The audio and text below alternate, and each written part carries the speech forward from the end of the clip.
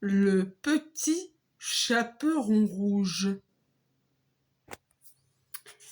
Il était une fois une petite fille très jolie qui habitait une maison en bordure de la forêt. Sa maman était très fière de la beauté de son enfant, et sa grand-mère, qui habitait de l'autre côté du bois, plus fière encore. Cette dernière lui avait confectionné un petit manteau rouge avec une grande capuche.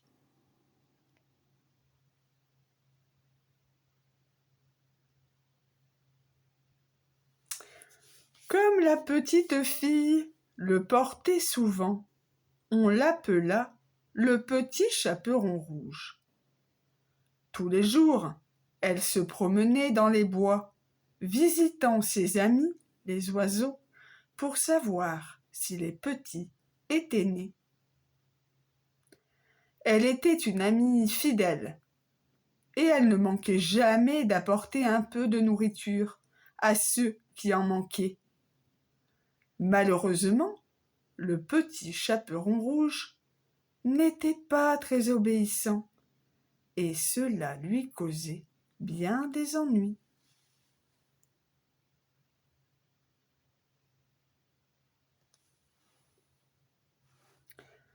Un jour, sa maman, qui venait de cuire des galettes, l'appela et lui dit « Va voir comment se porte ta grand-mère. Elle m'a rapporté qu'elle était malade. Porte-lui cette galette et ce pot de beurre, et surtout, ne traîne pas en chemin. » Sans attendre, le petit chaperon rouge s'enfonça dans les bois vers la maison de sa grand-mère.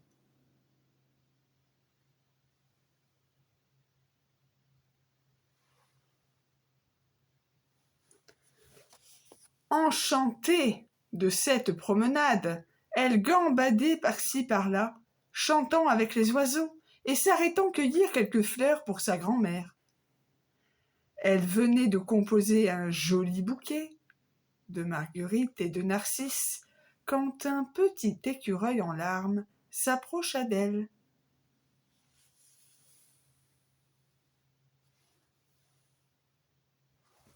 Pourquoi es-tu si triste, petit écureuil ?» demanda le petit chaperon rouge. « Nino, mon cousin, m'a volé toutes mes provisions pour l'hiver. Il a mangé tous mes glands et mes noisettes, et maintenant il est très malade, et je ne sais pas comment le guérir. » Pour le consoler, le petit chaperon rouge le prit dans ses bras et lui donna un gentil baiser. La maison du petit écureuil n'était pas très loin, mais pour l'atteindre, il fallait grimper au sommet d'un sapin.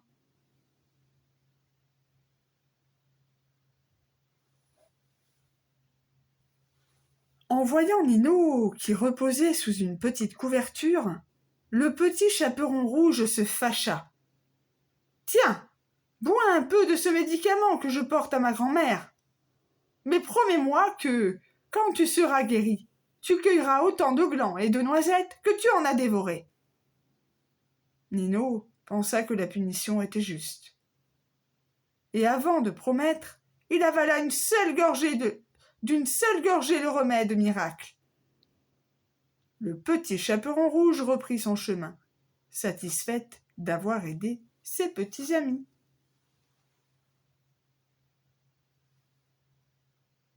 Elle traversa le bois tranquillement, quand le loup, attiré par l'odeur de la galette, surprit la petite fille.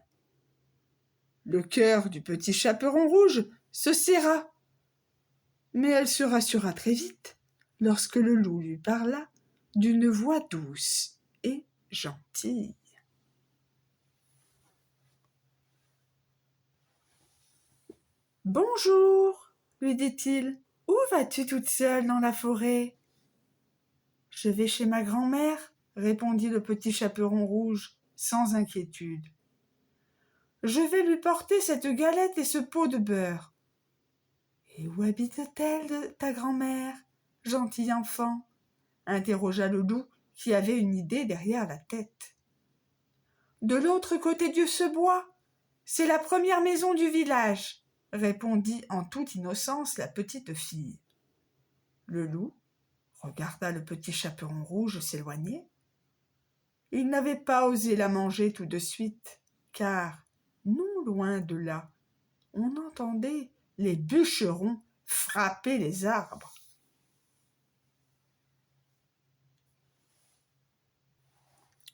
Si je me dépêche, je pourrai manger la grand-mère et la petite fille d'un seul coup, se dit le loup enchanté.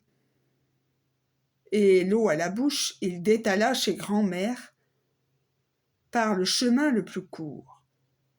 Le petit chaperon rouge, insouciant, suivait paisiblement son chemin, jouant avec les papillons et grignotant les fraises des bois. Arrivé devant la première maison, le loup frappa à la porte. « Qui est là ?» demanda la vieille dame. « C'est moi, le petit chaperon rouge, » répondit le loup, imitant au mieux une voix enfantine. « Je t'apporte une galette et un petit pot de beurre. »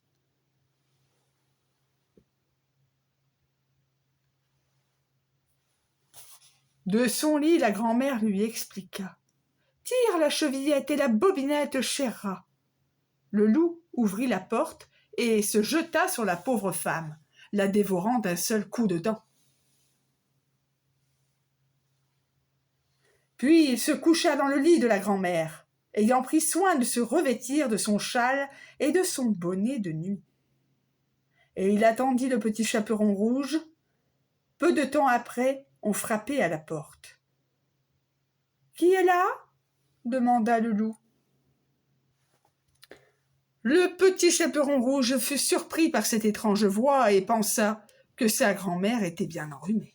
« C'est moi, ta petite fille, » répondit le petit chaperon rouge. « Je t'apporte une galette et un pot de beurre que maman t'a préparé. »« Tire la bobillette et la chevillette, chéra !» expliqua le loup, se cachant le plus possible sous la couverture. Le petit chaperon rouge entra et s'approcha du lit, sans vraiment reconnaître sa grand-mère.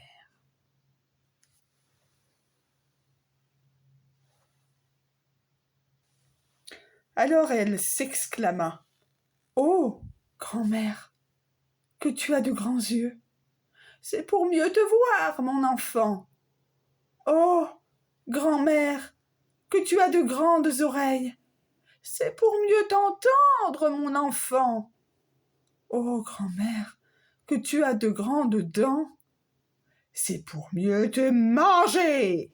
gronda le loup, et d'un bond, il se jeta sur le petit chaperon rouge, qui hurla de terreur.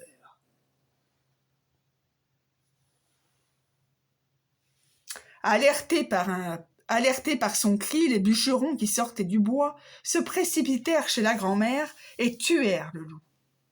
L'un d'entre eux lui ouvrit le ventre et ressortit le petit chaperon rouge. Et la pauvre grand-mère, bien choquée de cette terrible aventure.